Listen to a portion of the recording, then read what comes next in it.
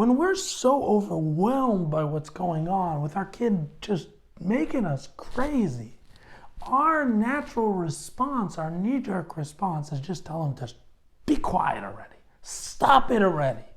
Grow up. Stop making a big deal. And the problem is that a natural response, especially from a child in situations of stress, in difficult situations, is to go to the parent or caregiver and get their support. And when we push them away, they just feel more triggered, which leads them to push even harder to get a response, an empathetic response from us. So not only are we not helping when we tell them to just quiet and grow up already, but we're actually making it worse. So the first step is don't do that. Don't tell them to just stop. Don't tell them to just grow up. And that gets to step number 2, which is stay calm. Easier said than done, right? I want to give you a tip. We think as parents that sensitivity, hypersensitivity is a bad thing, when it's actually the opposite. Being hypersensitive is a beautiful, wonderful gift. I know it doesn't feel like that. It's a beautiful, wonderful gift. And let me explain why, and let me explain what the real issue is. Hypersensitivity means I have feelings for emotion. I get delicate points that other people don't even pick up on. One person hears about a tragedy and it doesn't even affect them. Another person, it affects tremendously. What's the difference? Well, one person actually picks up on subtle emotional pieces, while another person isn't as emotional. The problem here is not about the hypersensitivity. The problem is that they don't know how to deal when things are difficult. They don't know how to deal with these big emotions and these big feelings that the hypersensitivity leads to. So what we want to do is stay calm, and one of the ways to stay calm is to realize it's actually okay. What I'm seeing from my child is a gift that they'll use to grow and become tremendous people, like so many people, historical figures had this gift. And what I'm going to do is I'm going to help them to be able to deal with their big emotions. And I'm going to learn how, like we're going to say. So listen to the end of this video and you'll get those tips. So I know what to do, but I'm going to stay calm because I'm not trying to stop that hypersensitivity. Instead, I'm trying to help them learn the tools that they can deal with these big, large emotions. And that gets to step number 3. How do I help my child to learn to deal with those big emotions? Problem solve with them.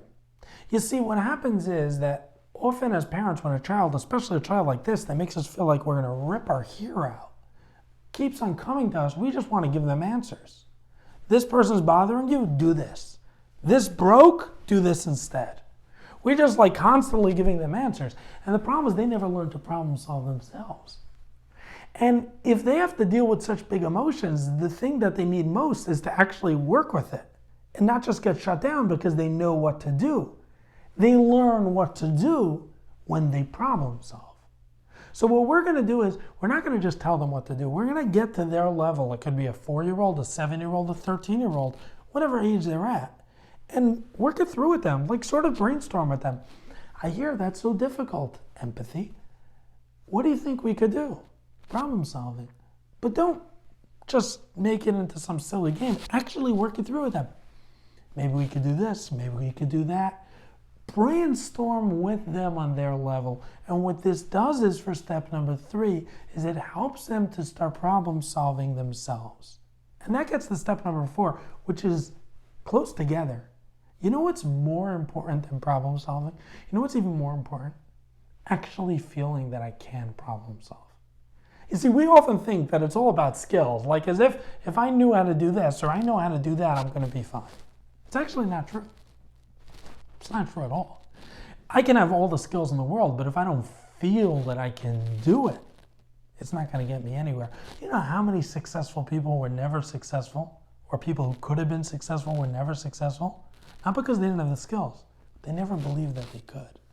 So when we're dealing with this child, what we want to make sure we're doing is we're going to make them feel that they can problem solve. How do we do this? Something I call indirect explanation, something I've discussed many times on this channel, and that is indirectly explain what you're seeing. When your child comes up with any sort of idea, say things like, I don't know how you figured them out. I don't know how you figured that. How did you figure out that idea? I never would have thought of that. Don't tell them, oh, that's great, that's amazing, because then they just throw it off. Instead, indirectly explain what was so great about what they did.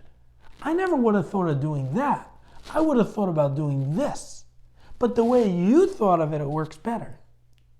Right? And that makes a child start seeing it for themselves. And I'll give you a quick example. Imagine you're at work and you did something great and your boss says to you, wonderful job. Feels good, right? Imagine your boss said, that's an amazing, wonderful, tremendous. Feels even better. Imagine your boss says to you, I've been working on that account for 2 years. 2 years I've been working on it. And I never thought about doing that. The way you figured out this and put it together with that and made the whole thing work, how do you think of that?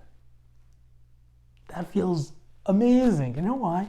Because we naturally push away compliments. But what your boss did for you is they put it in front of you. They let you see it for yourself. They didn't tell it to you. You actually saw it because they explained it to you in a way where you saw the accomplishments that you did. That's what we want to do for our children in all areas, but specifically here, so that they start feeling that they have the ability to problem solve. And when they feel like they have the ability to problem solve, they can start doing it more. And that's step number 4, make them feel that they can. Step number 5 is tremendously important, huge, and it's so often not done. So listen to this because this can change everything. It's so vital and so many people don't do it. Helping your child feel that it's okay to not feel so good, to be bothered. It's okay to not be okay. And we don't realize how far this goes. Let me tell you a story. It was such a tremendous story. It really changed everything by me. I remember once I had someone call me up, someone who was struggling with addiction, who very much wanted to come for an appointment. Now, I specialize in children and preteens, teens. I don't work as much with adults, although about 30% is probably children and adults. The rest are preteens and teens. But addiction is not my specialty. It comes up, working with teens, it comes up a lot, but it's not like people come and say, hey, I'm struggling with addiction, come to you. Not usually, at least. But this person really wanted to come for an appointment, so okay, come. And they started talking to me, and it was very unfortunate because they've been struggling for so many years, so long, and every time they did better, after a while they fell down, and they couldn't figure out why. Now, one of the keys when it comes to addiction is that it's not about the addiction.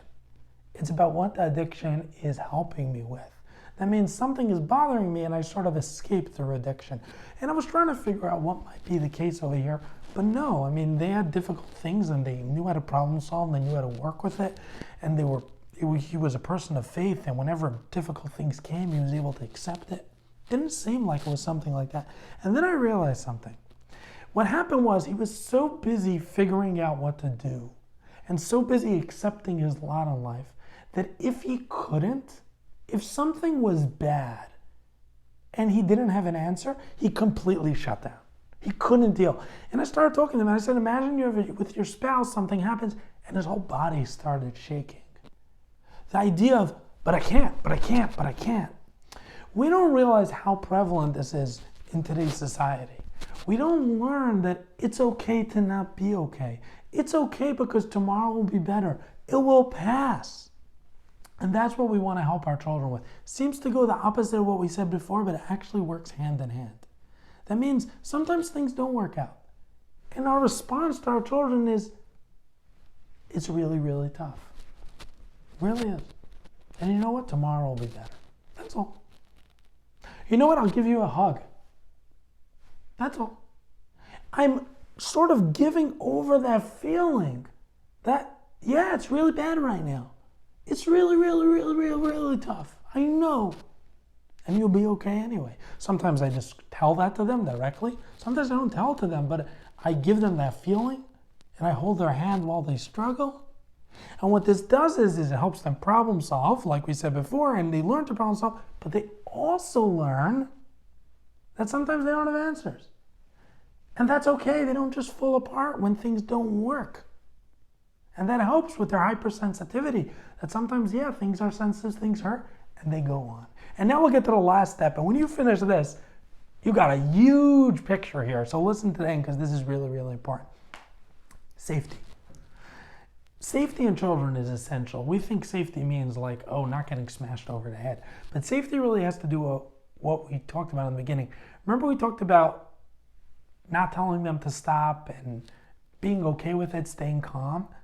All that kind of thing allows a child to start feeling like they could be them.